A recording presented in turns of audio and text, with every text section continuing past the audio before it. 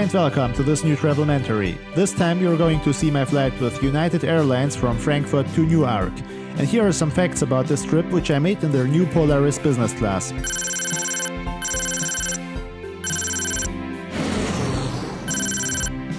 In the previous report, published 3 weeks ago, you saw me flying from Tunis to Frankfurt. And this video is a continuation of that trip. So here I am at Frankfurt Airport. I actually left the transit area to buy a bag in the Lufthansa shop, and for this reason I had to check in again. Well, and that's when I saw that I have won the jackpot in terms of security controls, the 4 letters that you don't want to see on your boarding pass. That stands for secondary security screening selection. This means you have to go through an additional security control before boarding the plane. I don't think I was selected purely by coincidence. I guess the fact that my ticket started in Tunisia triggered the algorithm. But before I followed that invitation, I needed some rest, and therefore I had booked a very special hotel in the transit area. The MyCloud is Germany's first hotel of that kind, and it mainly addresses people who can't or don't want to cross the German border. For me it was ideal because you can book it at an hourly rate. At first glance it looks like a normal hotel, but some things are different. For security reasons you won't find a wardrobe or any drawers in the room. Also, during the night you are only allowed to be in a very small part of the transit area. It's just a basic hotel to get some sleep before a flight. Nevertheless, it's clean, quiet, and it has a fantastic view to the apron with all the planes. Now I'm on my way to the lounge and I'm already done with my 4S, wasn't very spectacular. But unlike at other airports, I could do the secondary security screening long before the boarding process, even before I went to the lounge. Today's lounge is operated by Lufthansa and it's huge.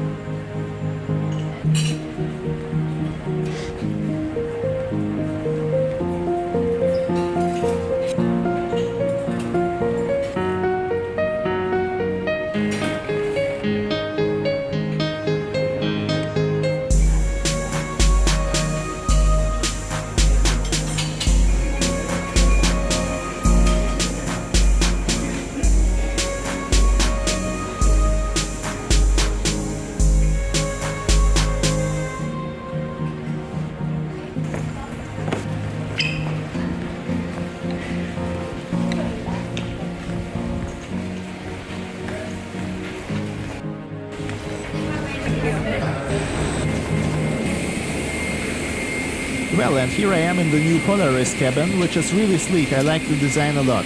The seats are arranged in a 1-to-1 layout, so you have direct aisle access from each and every seat. I have booked seat 11L, which is a real window seat with maximum privacy.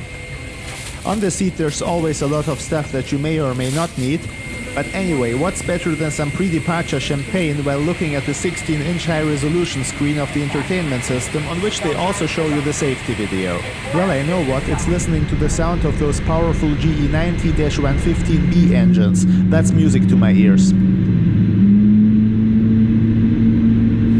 Shortly before takeoff, let me show you my usual taxi animations. We have just left Terminal 1 at gate Z23, which I marked here with a bluish rectangle. Then we taxi to the closest runway, 25C. It has a length of 4,000 meters or 13,123 feet. And by the way, just like in all my newer videos, I have included 3D annotations for some aerial sightseeing.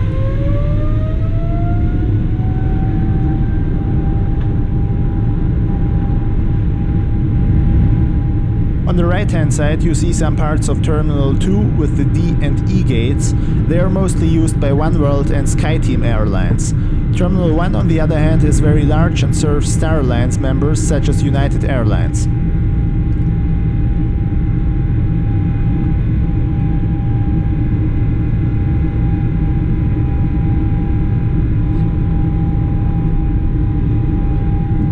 Well, and here I had to switch from the GoPro to my phone. That's why the perspective changed a little bit.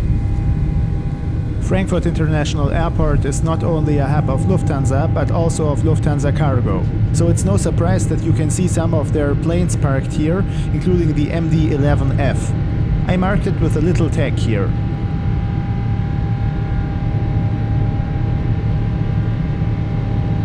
Between the airport buildings and the town of Kelsterbach, you see runway 07 left or 25 right, which is the newest here at Frankfurt Airport. It is only used for landings. And the first aircraft that has ever landed there was an Airbus A319 with the German Chancellor Merkel on board, which was back in October 2011. You can also spot the Main, a tributary of the Rhine. Besides, there are some cities of the Main-Taunus district visible here. There would have been much more to show, but we were soon above some clouds obstructing the view. This, however, leads me to the onboard service, which commenced with the usual hot towels and a glass of water. Well, and as you see now, it's lunchtime and the starter looks actually pretty good. However, and this is in no way United Airlines' fault, it nearly got me an appointment at the dentist, because one of the olives contained the rest of a stone, small enough not to detect it with a fork and big enough to make some damage. So eating slowly is always a good idea, and in this case it has saved one of my teeth. The main course I chose was the second meal on the menu, and to be frank with you, it looked like that. The grilled chicken breast was okay, but well, the whole presentation reminded me more of a cafeteria than a business class dining experience. The same applies to the dessert. I mean, that scoop of ice cream looked kind of lonely. In my opinion, those details deserve more attention. Alright, now let's have a look at the lavatory. It's very modern, clean, and stocked with products of a British brand called Cowshed. Let's turn our attention to the in-flight entertainment system for a moment. As I said, we have a 16-inch high-resolution screen here. It is touch-capable, but you can control it with a classic remote as well. The IFE is packed with movies, TV shows of various genres, podcasts, the usual flight information, and even the option to listen to the radio communication between the cockpit and the air traffic control. Interestingly, apart from some Vivo music video stuff, there is practically no music you can choose from, or at least I didn't find it. There was a wireless internet connection on board, and for me it worked without any major problems. Inside this compartment you find the noise-cancelling headphones. It is also a good place to stow away your own electronic devices. The headphones are decent, but not as good as those of my favorite manufacturer that some other airline offers. But they do their job. And here we have the electronic power outlets, including some USB ports.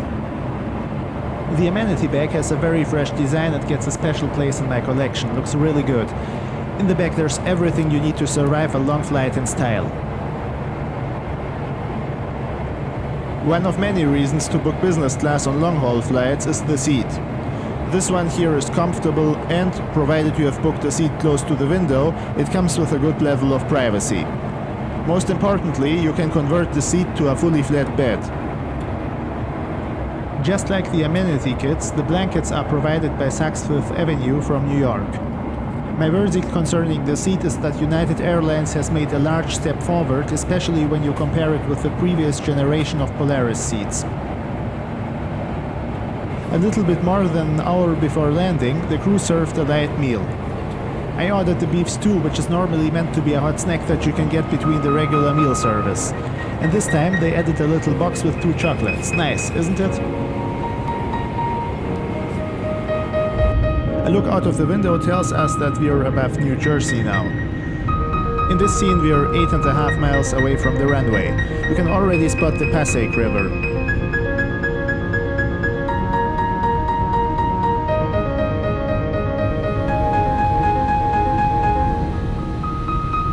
And here we look at Newark's downtown area with its remarkable dock bridge crossing the Passaic River. In the foreground you see the Red Bull Arena, home to the New York Red Bulls, a soccer team playing in the MLS. This neighborhood is called Ironbound and it is located 2.5 miles away from the airport. That means we will be arriving at EWR shortly, so let me use this opportunity to give you some more information on the landing. Okay, so at EWR we use runway 22 left for landing before taxiing to Terminal B2, Gate 54. Let's jump back into the plane and just as always I will evaluate my travel experience. The Lufthansa lounge was good in my opinion. It offered a decent variety of food and beverages and there were different areas to relax or to work. The same can be said about the new Polaris seat. While it doesn't have a door for additional privacy, it still features those things that I find important today, such as direct aisle access. It also makes a comfortable bed. The entertainment system lacks some more elaborate music options, but maybe I just didn't find them, who knows.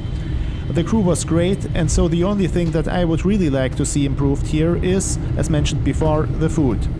I think all meals served in business class should be of the same standard, the same high standard, I shall say. But overall, I think it's a good option to fly with. I'm also interested in reading your thoughts in the comment section below.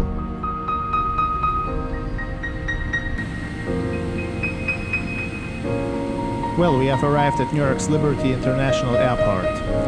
Thank you for watching, and if you'd like to help this channel, please don't forget to share, like, and subscribe. Next time, I'm going to show you a little trip report about my flight on a German-made aircraft.